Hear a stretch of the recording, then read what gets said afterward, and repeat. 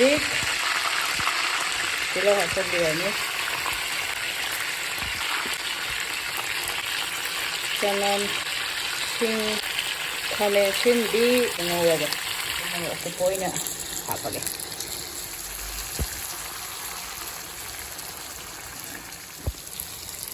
ꯑꯂꯨꯗꯤ ꯍꯥꯞꯄꯔꯣꯏ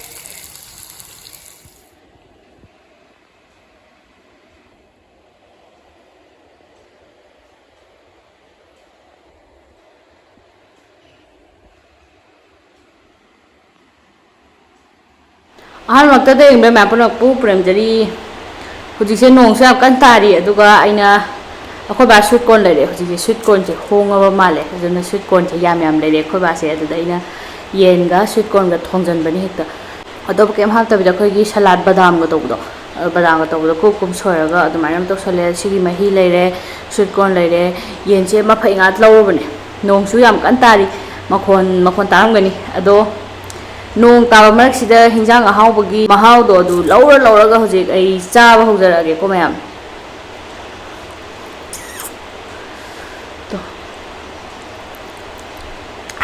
ꯍꯥꯎꯗꯣꯏ ꯌꯥꯝ ꯃꯥꯟꯕ ꯋꯥꯅꯤ ꯑꯩꯒꯤ ꯌꯦꯟ ꯈꯨꯊꯣꯡꯁꯦ ꯉꯁꯤꯗꯤ ꯀꯩꯅꯣ ꯑꯣꯏꯅ ꯊꯣꯡꯕꯅꯦ ꯅꯍꯥꯟꯈꯩ ꯊꯣꯡꯗꯕ ꯃꯑꯣꯡ ꯑꯃꯗ ꯊꯣꯡꯕꯅꯦ ꯑꯩ ꯑꯅꯤꯁꯨꯕ ꯇ꯭ꯔꯥꯏꯅꯤ ꯁꯤꯒꯤ ꯈꯨꯊꯣꯡꯁꯦ ꯊꯣꯡꯕ ꯑꯍꯥꯟꯕ ꯊꯣꯡꯕꯗꯨꯁꯨ ꯌꯥꯝ ꯍꯥꯎꯈꯤꯕ ꯍꯥꯏꯇꯥꯔꯦ ꯑꯗꯨꯒꯤ ꯑꯅꯤꯁꯨꯕꯗ ꯑꯃꯨꯛꯀꯁꯨ ꯊꯣꯡꯖꯟꯕꯅꯦ ꯑꯗꯣ ꯑꯩ ꯆꯥꯕ ꯍꯧꯖꯔꯛꯑꯒꯦꯀꯣ ꯄꯟꯊꯗꯕꯤꯗ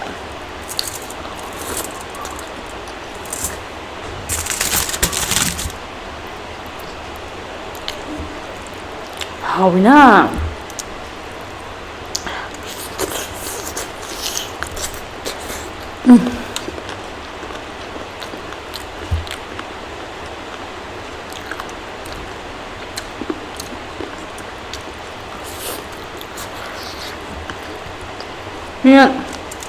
ꯑꯩꯈꯣꯏ ꯃꯥꯅ ꯉꯁꯥꯏꯗꯩ ꯁ꯭ꯋꯤꯠ ꯀꯣꯔꯟꯒ ꯊꯣꯡꯕꯕꯨ ꯍꯥꯎꯗꯣꯔꯤꯕꯣ ꯍꯥꯏ ꯈꯨꯍꯥꯎꯑꯝꯅꯤ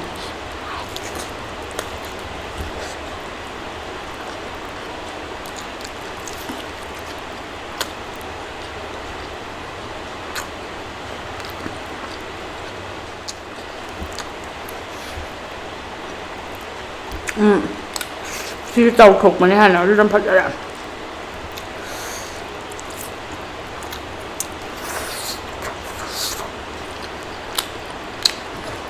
ꯍꯥꯎꯋꯦ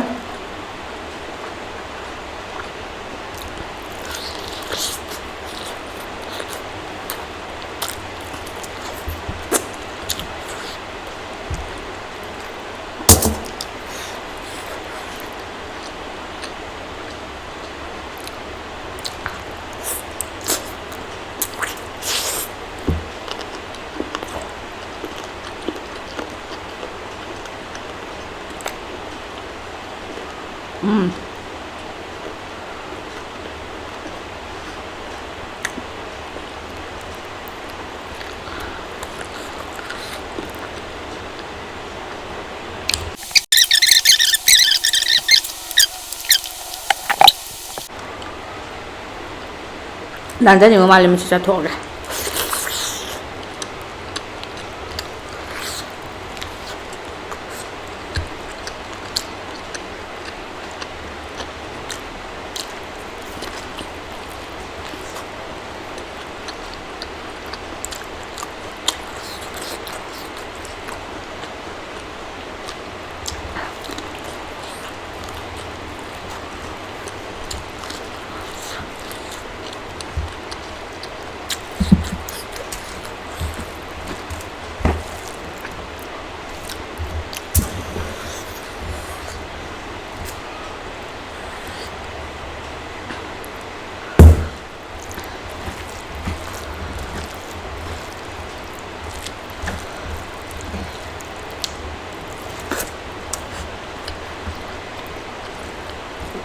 ꯑꯦꯂꯨꯃꯤꯅꯤꯌꯝ ꯐꯣꯏꯜꯗꯨꯅꯤꯀꯣ ꯑꯩꯅ ꯆꯥꯏꯁꯦ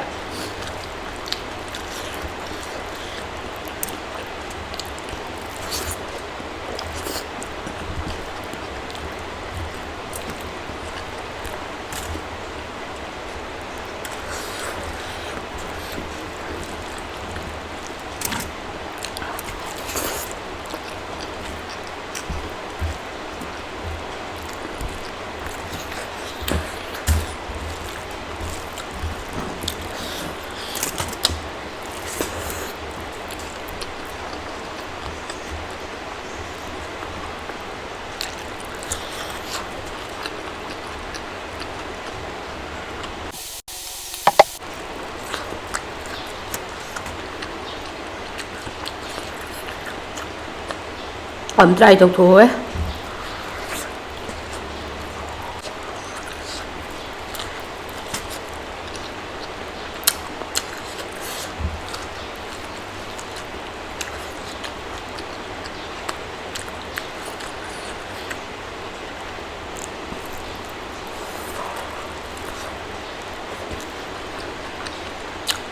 nướng như ngoài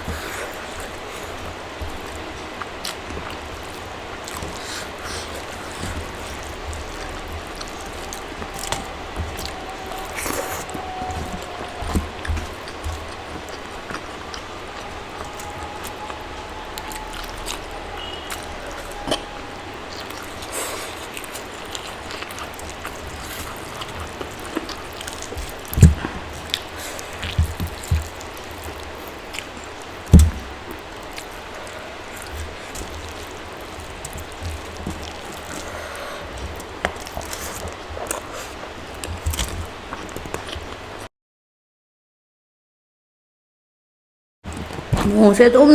cả đây mình nữa bạn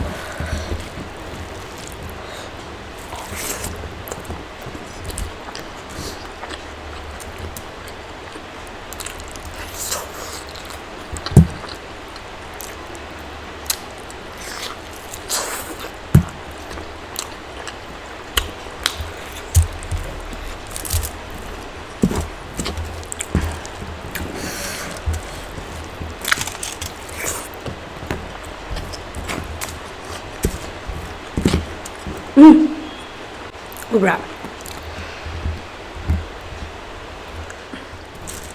men cho lure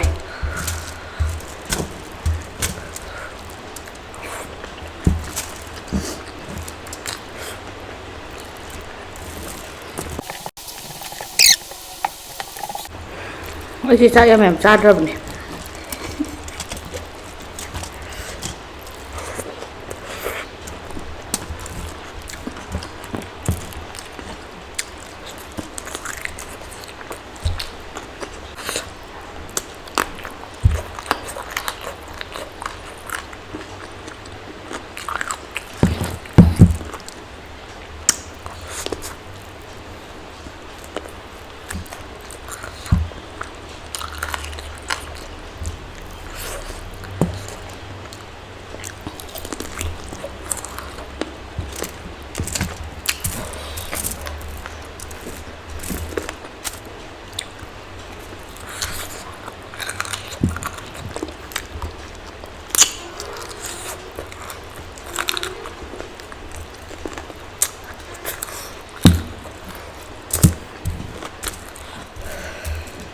Có mẹ hui sâu em làm một xí cái đây được cái train tàu cái cái gì sâu bóng ăn được là nghe vậy thì đã hấp vào cột bóng đây đi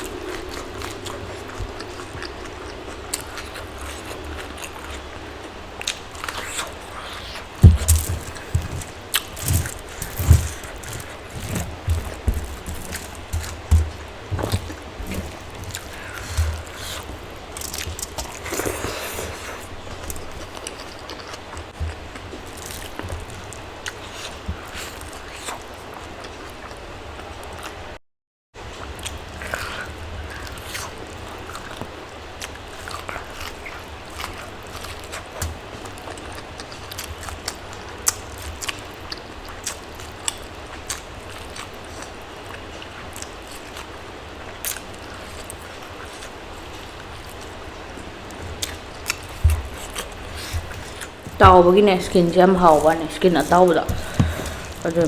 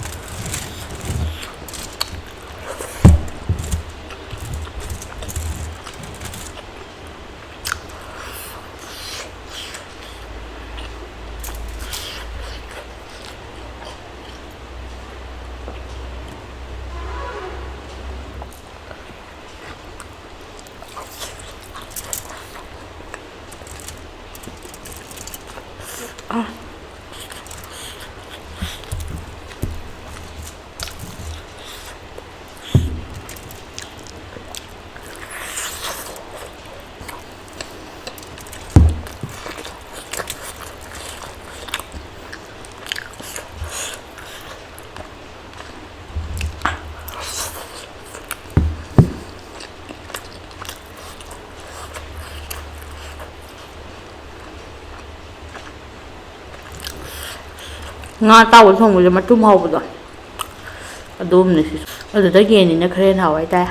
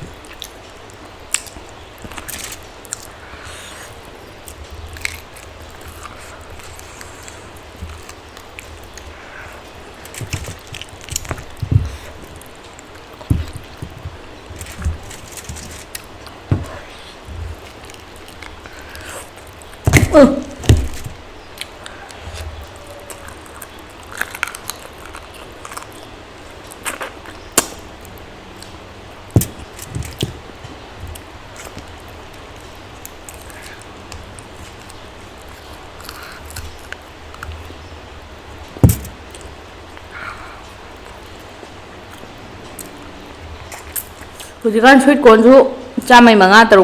ꯇꯧꯔꯤꯕꯅꯦ ꯑꯗꯨꯅ try ꯑꯃ ꯇꯧꯊꯣꯛꯑꯣ ꯌꯥꯝ ꯍꯥꯎꯋꯦ ꯊꯣꯛꯅꯤꯡꯕ ꯃꯑꯣꯡꯗ ꯊꯣꯡꯉꯣ ꯑꯗꯨꯝ try ꯑꯃ ꯇꯧꯊꯣꯛꯑꯣ ꯑꯩꯒꯤ ꯉꯁꯤꯒꯤ ꯈꯨꯊꯣꯡꯗꯣ ꯊꯣꯡꯗ꯭ꯔꯁꯨ ꯌꯥꯏ ꯊꯣꯡꯅꯤꯡꯕ ꯃꯑꯣꯡꯗ ꯊꯣꯡꯉꯣ ꯑꯂꯨ ꯍꯥꯞꯄꯩ ꯇꯥꯏꯃꯤꯡꯗ ꯁ꯭ꯋꯤꯠ ꯀꯣꯔꯟ ꯍꯥꯞꯆꯟꯕꯗꯣ ꯑꯗꯨꯃꯥꯏꯅ ꯍꯥꯞꯄꯁꯨ ꯀꯩꯁꯨ ꯀꯥꯏꯗꯦ ꯏꯁꯤꯡ ꯕꯨꯔꯨ ꯕꯨꯔꯨ ꯕꯨꯔꯨ ꯁꯧꯔꯦ ꯍꯥꯏꯔ ꯀꯥꯟꯗ ꯁ꯭ꯋꯤꯠ ꯀꯣꯔꯟ ꯍꯥꯞꯄꯁꯨ ꯑꯄꯥꯝꯕ ꯃꯑꯣꯡꯗꯅꯦ ꯑꯗꯣ ꯑꯩꯅ ꯁꯤꯗ ꯍꯥꯞꯇꯣꯏꯁꯦ ꯁꯥ ꯃꯔꯣꯏꯗꯤ ꯍꯥꯞꯇꯦ ꯍꯥꯏꯗꯤ ꯁ꯭ꯋꯤꯠ ꯀꯣꯔꯟ ꯃꯅꯝꯗꯣ ꯃꯥꯒꯤ ꯃꯅꯝ ꯇꯣꯉꯥꯟ ꯑꯃꯃꯝ ꯊꯣꯛꯏꯗꯅ ꯑꯗꯨꯅ